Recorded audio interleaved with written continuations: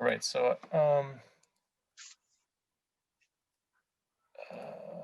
all right. Okay, do you see my screen now? Yep, we can see it. Yep. Do you see the presentation? Yes. All right, I'll try to turn it off. Yeah, all good Yep. now? Yep. All right, again, thanks a lot for having me. Perhaps my talk will be not kind of like completely in line to everything that you have heard before, because as you can see from the title, it's about using computational models in response to COVID-19 pandemic. My name is Mikhail, and indeed I have double affiliation, so I'm working here at the lab, and I also worked on the project, the European project that's called HEROES for TU Delft. Right, so just a recap. So where we are now, it's almost a year since the pandemic has started. It was registered, and well, ideally, right, so given the crisis, this is not the first pandemic that we have faced. So ideally, we would like to learn and already kind of like, we would like to see this curve going down, right? But apparently it's not going down. It's like a chainsaw here, and we are kind of not doing really great. And also, well, the thing has started kind of like a pretty some time ago, and we made some actions. Here you see the graph, for example, for Netherlands, how the country was dealing with the pandemic. So, and the experts kind of knew that the second wave is coming, but somehow like we didn't really manage to do anything about that.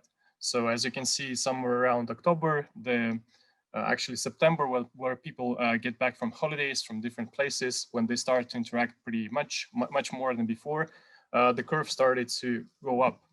So, and we started questioning ourselves, like, what are the bases and how do we make decisions and what we can do to actually tackle this problem, right? Because we already have been in this place for some time, but it's not getting better.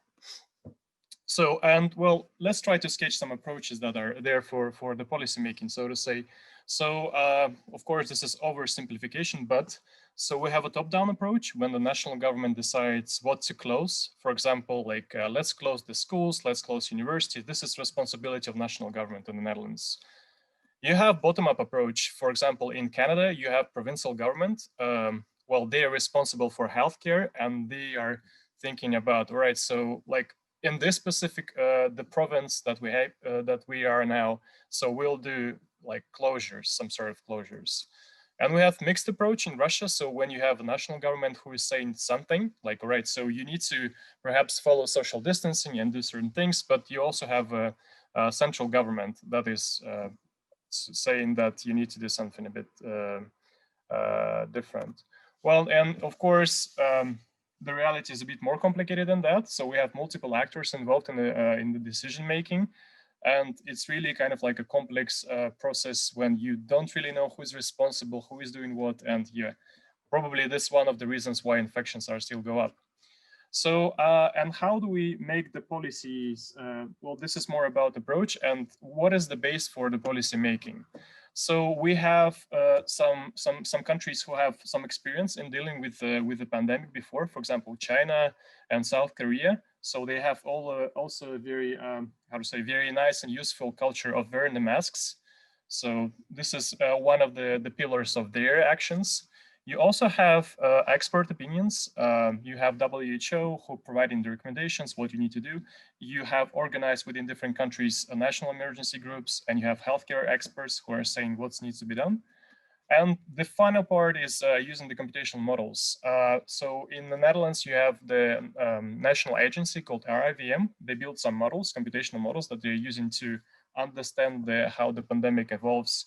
You have Imperial College with also very famous, perhaps notorious model for their bugs there and so on. And you, for example, you have a CommonKit model for Vietnam.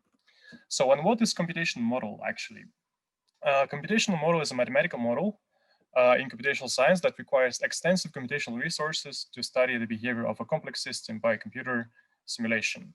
So basically it's a program, right? So you kind of like, you first sketch some math and then you try to transfer this math into a program, some software that you'll push the button and you will see something like this. So I think for now, we all familiar with the curves. Here you see the curves on the left. These are infection curves.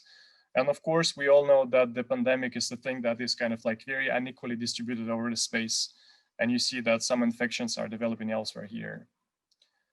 So, and how the oversimplified interaction between the policymakers and researchers who are building the models can look like.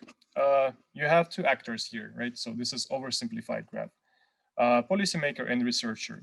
Policymaker formulates the problem and a certain list of policies that they would like to test. For example, close schools, close universities, close bars, close some, I don't know, museums.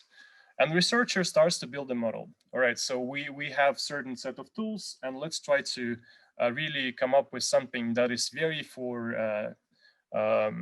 prepared for this specific problem and for these policies. Then researcher run the model, and then provide the policymaker with a set of plausible scenarios. Okay, so given the policies that you want to implement, these are the potential how the disease will evolve.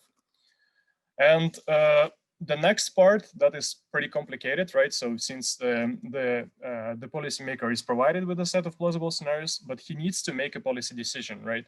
And ideally, it shouldn't be completely based on the expert opinion, right? He is taking into account like his political party's interest, like economy and all of these factors. And then he's making a political decision. And ideally, there should be a feedback loop when we implemented the policy, and then we see how the thing is changing, how the pandemic is evolving. There should be a feedback loop when we can, again, go back and try to improve the model with new inputs. Yeah, so here, now I would like to give you some concrete example, how we build that, how we did that. So again, my work here that I'm presenting here is a part of European project. We have 9 universities that collaborate with us, universities from Poland, from Finland, from Italy, Red Cross, and multiple parties. So you can read more about the project here.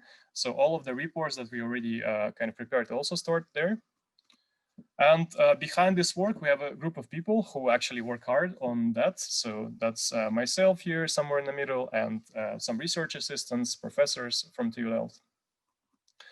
Right, so I won't really go very technical with what we have built, just to give you a sort of like sense how the model looks like and what's that actually. Meet Emma.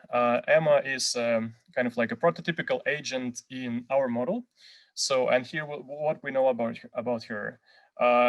Emma is 42, she's single, she lives in a very specific neighborhood in The Hague. This is the model that is built for the city of The Hague. He works in an auto repair shop and he has an average income, and she owns a car and she uses to get to work. So here is just a prototypical agent in our model. Let's take a look how the day in the life of Emma could look like. Here is a map of The Hague, and you have a couple of points highlighted here. We'll try to zoom into the place where Emma lives, and she starts her day from some typical activity. She takes a breakfast and starts to do some personal care, prepare to go to work. She goes to work by car, and finally she arrived to work, and she works there for around 9 hours with her colleagues. Then she all of a sudden decides to have a nice dinner in a restaurant nearby. She invited her colleagues there and her friends. So they having a dinner. And by the end of the day, she also decided to go to a supermarket nearby. And then, as all she's supposed to end up somewhere to get home somehow. This is the core of our model. And what is important to understand, so since we're talking about the pandemic, right? So how did Emma get infected? So she worked with Josh for 8 hours, and Josh in his turn got infected from his son, who is a student. They both, Josh and his son, are asymptomatic. That makes it a bit more complicated to understand what actually happens for him. Well, and again, so in a nutshell, what we built is about different people in our model. They do different activities at certain locations where they meet each other and they can get infected. So this is the model intuition behind the thing that we have built.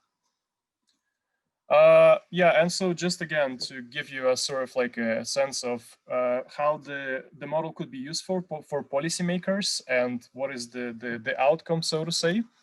So we can try to analyze and try to see the number of infected people in the city.